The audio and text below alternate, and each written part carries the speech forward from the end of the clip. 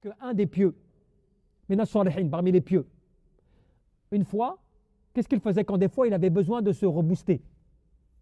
Eh bien, il rentrait chez lui et il allait dans un coin obscur, noir, total. Il s'allongeait, il fermait les yeux et il s'imaginait dans la tombe. Il s'imaginait dans la tombe. Et il s'interrogeait, maintenant que tu es dans la tombe, qu'as-tu fait? Quelles sont tes œuvres? En quoi tu espères? Et il commence à faire le décompte comme cela. Et plus il fait le décompte, plus il s'inquiète. Et plus il doute que ses œuvres soient acceptées. Parce que tu sais, des fois, tu te rappelles une bonne œuvre, mais puis si on te dit, tu vois, la bonne œuvre que tu as faite, mais est-ce que tu étais vraiment sincère? Est-ce que vraiment tu l'as faite pour Allah? Est-ce que tu es sûr de cela? Tu ne peux pas le garantir. Tu ne peux pas garantir que tes prières, tu les as faites vraiment que pour Allah. Ton argent, tu l'as vraiment donné que pour Allah. Tu vois? Ta dévotion, elle était vraiment que pour Allah. Cela, tu ne peux pas le garantir. Tu espères.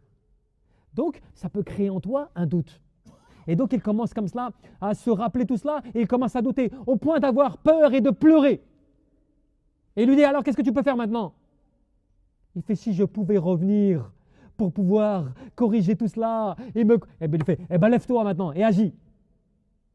Tu vois? Il se rappelait comme cela, tout seul. Est-ce que nous, aujourd'hui, comme ça, on pense à des situations comme cela? Jamais.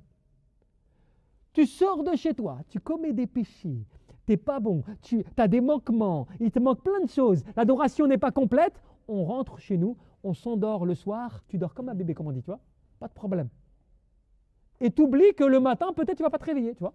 Eh bien cela, c'est pour ça que c'est important le rappel même de ceux qui nous ont précédés, parce qu'ils avaient dans leur pratique et dans leur cœur une sincérité, subhanallah, qui est un modèle à suivre par rapport au fait que le fait que toi tu le prennes comme exemple pour pouvoir en fait agir.